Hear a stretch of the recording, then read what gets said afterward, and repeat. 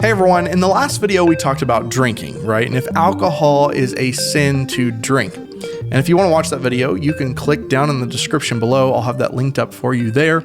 But essentially we learned that getting drunk is the problem. That's the sin. Drinking the alcohol is not sin, it's just getting drunk and what it leads to. Now, I like to make this example. Let's pretend that you are at a birthday party, okay? You're sitting down, maybe your kid's playing, okay? They come in for cake, they bring out the cake, they blow out the candles, they put a slice on the plate, hand it to all the kids first, and you're thinking, I really want a slice of cake, so I hope they offer it to the adults. And you get your slice of cake, okay? And you eat that one slice of cake and everything's great. But then you think, oh, this cake was really good. It's one of the best ones in the world. I think I'm gonna have a second slice, and a third slice, and a fourth slice. You get where I'm going with this? So, the cake in itself, the one slice of cake was not bad. It was not great for me, but it wasn't bad. It was the continuation of it that causes problems, right? Like if I eat a bunch of cake, I'm eventually going to get fat. That's going to be an issue that arises. I would possibly even call that gluttony, which is also a sin in the Bible. But I think this is where God is not concerned about the alcohol that you drink. It's about where it leads, right? The things that he warns us about, right?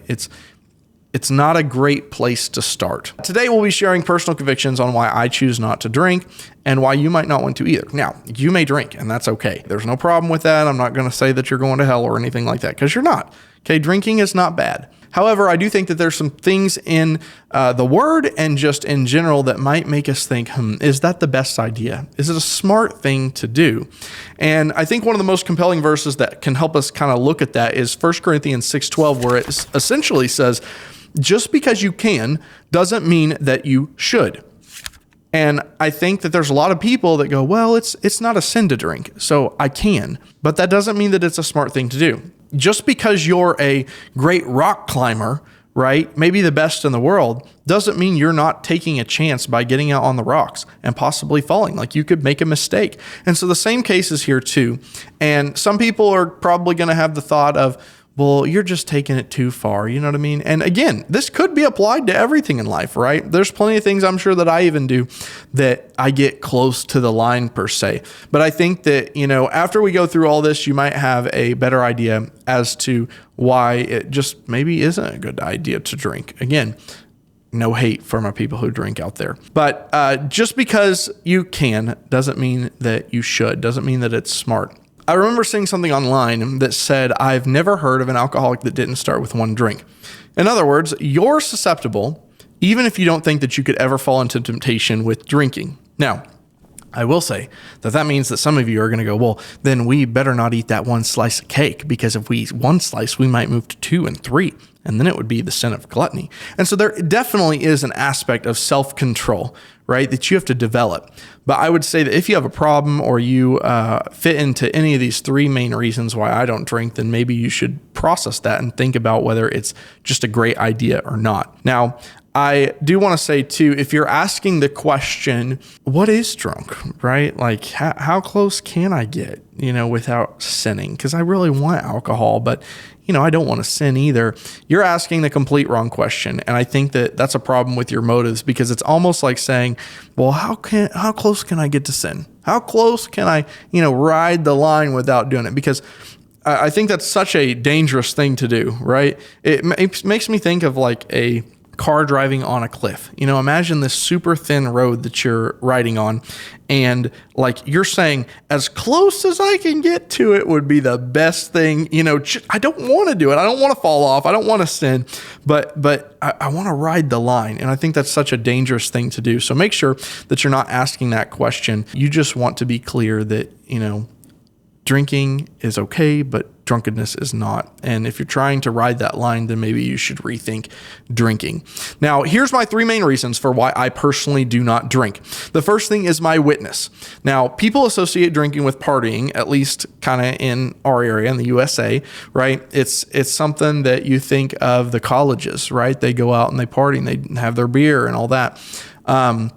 It's just got this context around it that is not the best light, to be honest with you. And there's some other good things, right? Like social gatherings, stuff like that happens, I'm sure, in the US and outside of the US as well. But I think that I don't want anyone to assume that I'm living that life, right? As a Christian, I'm called to be set apart, different. And so if that means that I can't go to a bar and drink a beer because, I think personally that could hurt my witness, then I don't want to be a part of that. Like, I'll get a Coke.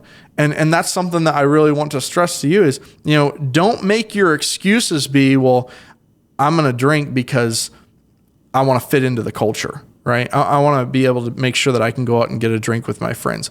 Go to the bar and get a Coke, okay? Still may not be the extreme best for you, but it's a Coke, okay? It's not alcohol. It's not something that can really tear you down a bad path. And in the last video, we talked a little bit about that, the chance for you getting drunk is slimmer than the Bible even because of those alcohol by volume levels. They're just higher these days. And so, drinking a Coke eventually, if you drink 30 cans or whatever, like that's a bad thing. You're going to get fat, right? That's gluttony, whatever. And that's sin. But drinking, you've got a way slimmer margin there on getting drunk. And so go to the bar and get a Coke. And some of you too, I think of it this way.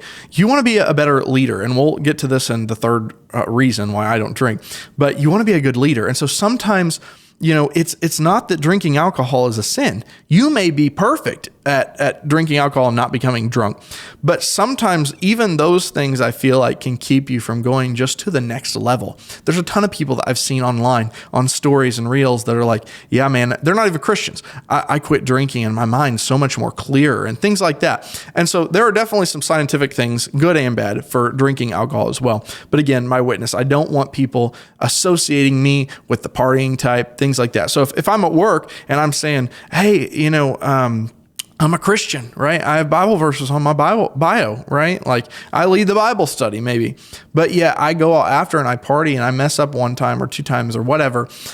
Some people can associate that, right? It's perception. And I think that's such an important part to Christianity, that the perception that people have about us does matter.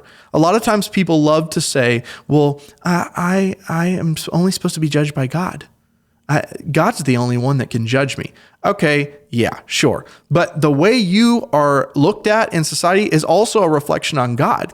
There's a saying that says sometimes you might be the only Bible that someone reads. And so if you go out drinking and people kind of know you as the Christian type and you get into trouble or you have a little too much or, you're drinking, people look at that and they see possibly approval with it. And so I don't want to be get in trouble for going out and messing up or having a problem or drinking and someone thinking, well, I guess it's okay to get drunk. I guess it's okay to drink. We as Christians are called to a higher level. And if that means, Paul talks about this, I think I talked about it in the last video. If that means that I can't eat meat because my brother might stumble, I'm not going to eat meat. Now, we're kind of loosely connecting those two things that we were just talking about. But I don't want someone to assume that I'm living the life of the partier, right? I don't want that to be associated with me. Number 2, temptation. I may not struggle with it now, but I never want to give the enemy a foothold. I don't want there ever to be a chance that he could lock me inside of a cell of another issue that I have to deal with and have a problem with, right? So, if you have any issues in your family with drinking or an addictive nature or anything that's loosely connected to that, you need to be extremely cautious about drinking. If you get angry easily, right? Because if you fall into that trap of getting drunk, some of those things just extend through the roof. You know what I'm saying? The temptation is there. And again, you could say this is with anything, and that's completely right? Like you could be a great rock climber, climbing the rock wall, know everything. And doing that is always taking a chance. And so drinking is the same way. But I don't want to give the enemy that chance. And even though I don't have an addictive nature towards alcohol, I don't want the enemy to have something on me to rub in my face. I'm just not going to give him that opportunity. And as we get better at being Christians too, we should be getting closer to God, right? Trying to go through that sanctification process where we're slowly trying to become more like Christ. And I'm not saying that if you drink alcohol that, you're keeping yourself from a certain level. However, I think with the third point that I'm about to make, it could make you think, well, if I really want to get to the next level of becoming like Christ, then maybe this is something that I need to stop. Maybe not. The third thing here is leadership. In Proverbs 31, 4-5, it tells us kings do not drink because it clouds judgment. It's an encouragement. Hey, kings, don't drink because it clouds your judgment. And if you're clouded judgment, you're going to make bad calls. You're going to make bad decisions. And I know as a leader, I want my mind to be as sharp as possible. And if I am having the chance that alcohol or drink, beer, whatever, is going to cloud my judgment to where that I make bad calls, that's not a good idea. And so that's one of the examples that I'd give to you. If you don't struggle, right, you're being careful with your witness, there's no temptation for you there, that's all great. But I think that eventually God calls us to a higher level. And I was thinking about this the other day too. Even the movies that we watch, right? There's a lot of movies out there that aren't necessarily, they may not have any extremely bad things in it, but there's still a couple things in it. And I don't want you to think like, oh, he's going all holy on us. Because I watch some of those movies, right, that, have a little bit of cussing here and there. But I think that the Lord just kind of dropped something there for me to look at. And it was like, if you want to get to the next level, you're going to have to put away some of the things of the world like that to get closer to me. And that's something that, I'm still struggling through. I'm still trying to figure that out. And so in the same way, I think that God is telling us with alcohol to say, hey, there's a lot of warnings that I'm putting out here for you. I'm showing you a lot of issues that could come up from that. And because of that, maybe to get you to the next level of maybe not being worldly, right?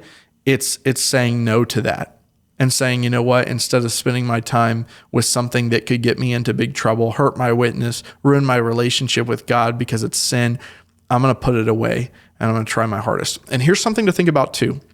If you take it away for a week and you have cravings towards it, that tells me that you've got some sort of chain or connection to it. And I know that sounds crazy, but it's kind of like sin. If we try and get away from it, people think that, the life they live, not being a Christian, being able to party, do everything that they want, they don't think that that's sin. They don't think they're chained to anything until they try and get away from it. And so I think my question to you is, if you tried to stop, if you tried to get away from it, would you still be chained to it? Can you stop immediately? Do you have full control over yourself? The Bible talks about how that don't be drunk on wine, but be filled with the Spirit, right? So are you filled with the Spirit enough to say, I can put down the alcohol, I can put down the beer can in order to serve the Lord, in order to follow His Spirit, right? And so these are the questions that you should be running through your head on whether that's something that God wants you to do. Because again, drinking alcohol is not a sin, but getting drunk is. But there's a lot of things that can lead to that sin. And for me personally, I want to stay away from that line. Some people say, well, what about Jesus? He drank at parties. Now, here's the thing, guys. Jesus never sinned, ever. And because of who He is, He never was going to sin. He was never, ever, ever going to have that problem of sinning. He was never going to be drunk. He was never going to sin. And so for us as humans, that's like second nature to us. Like sin. It's what we fall into pretty much every day. And so for Jesus, we can't justify and say, well, Jesus drank, so that means I can definitely drink. Because Jesus was perfect. He wasn't getting drunk, okay? Us as Christians, as humans, as people who sin, we have that possible issue that could come and arise for us. And so you can't use the example, well, Jesus drank. Yeah, He did, but He didn't get drunk. He didn't sin. The point is that just because Jesus did something like drinking doesn't mean that that's something that we can use to say, well, we can participate in that.